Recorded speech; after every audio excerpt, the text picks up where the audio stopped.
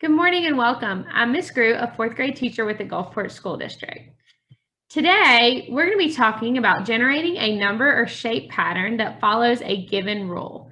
We're going to identify apparent features of the pattern that were not explicit in the rule itself. Our first vocabulary word we're going to talk about today is rule. A rule is a procedure that is followed to go from one number or shape to the next in a pattern. Our next vocabulary word is pattern, a series of numbers or shapes that follow a rule to repeat or change. All right, let's get started with our first practice problem.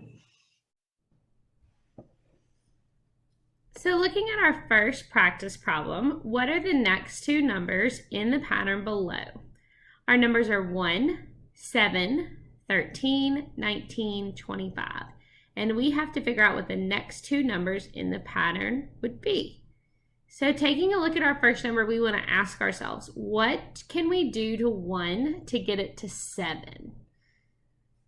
So two things come to mind. We could add or we could multiply.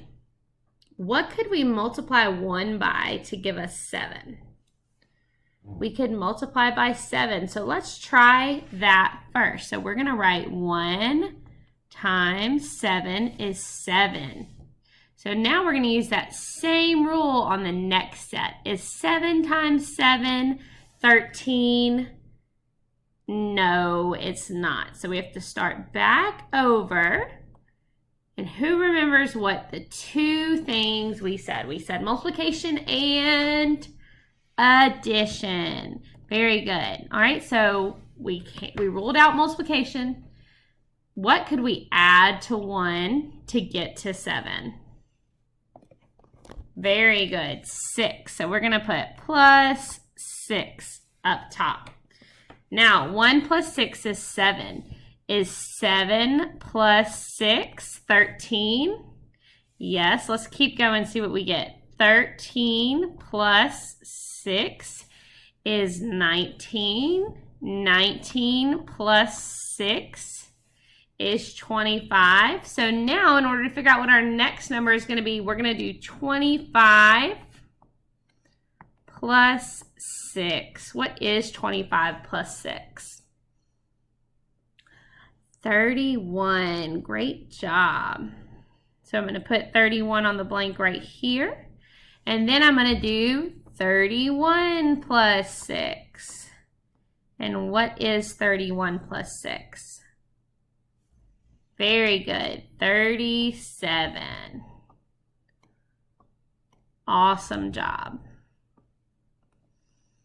All right, let's look at our next problem.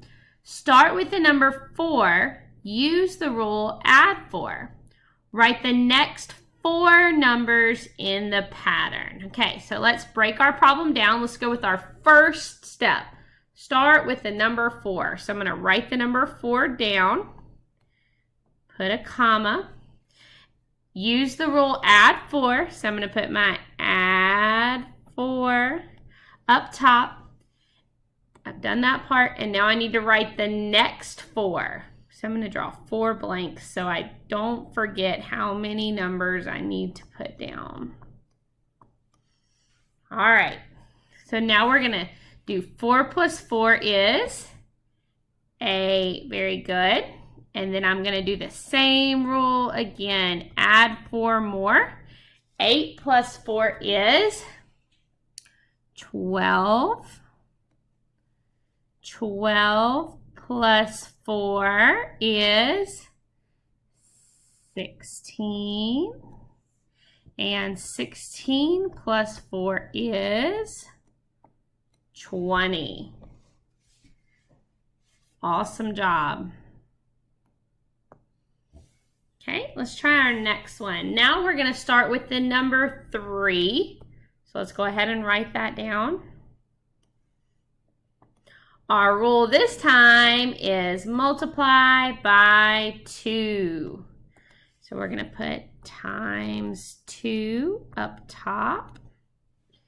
And we're going to write the next 4 numbers again. So I'm going to go 1, 2, 3, 4.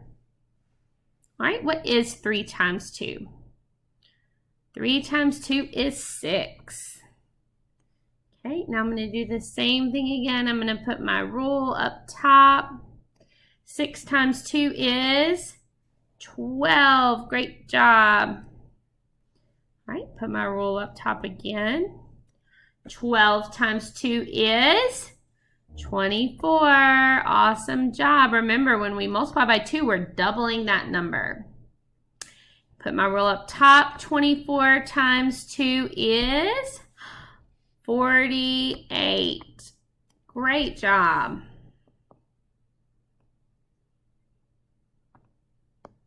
All right, this one looks a little bit different than our other ones. This is a shape pattern. So we've been working with number patterns. Now we're going to work with shape patterns. So let's take a look at our shape pattern. It wants us to draw the next 2 shapes in the shape pattern. So we're starting with a circle, triangle, circle, triangle, circle, triangle. What do we think is going to come next?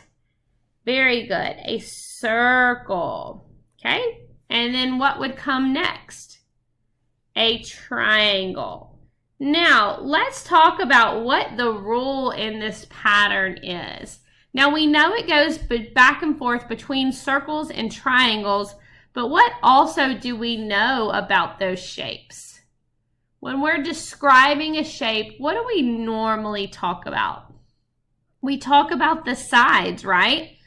So, how many sides does a circle have? Does a circle have sides?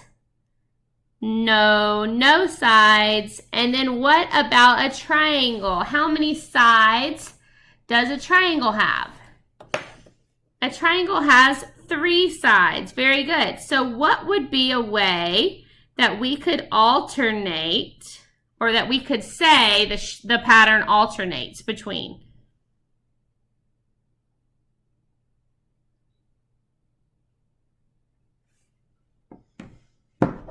All right, very good.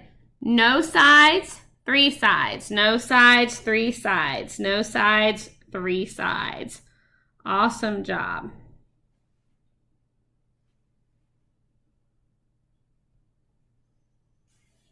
Okay, let's take a look at our word problem.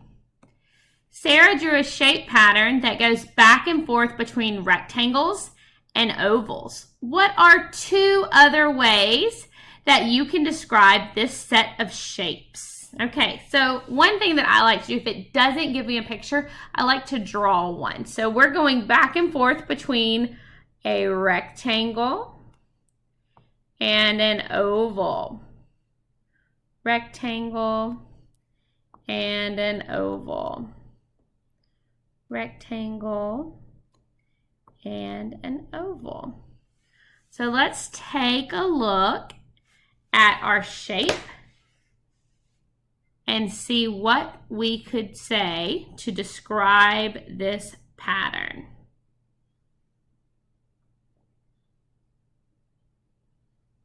All right, what do we notice about a rectangle? How many sides does a rectangle have? A rectangle has 4 sides. Great job. Now, how many sides does an oval have? Right, it's like a circle. It has no sides. So we could see that we are alternating between 4 sides and 0 sides. All right, what is another way that we could describe this shape pattern? We have spot number 1 with the rectangle, spot number 2 with the oval, 3 with the rectangle, 4 with the oval, 5 with the rectangle, and 6 with the oval. So what do we know about our odd number spots? Our odd numbers are 1, 3, 5. So we could say our odd number spots have rectangles, and we could say our even number spots, which are 2, 4, and 6, have ovals. Great job. You did such a great job today. Let's recap on our learning target. I can generate a number or shape pattern that follows a given rule. Identify apparent features of the pattern that were not explicit in the rule itself. See you next time.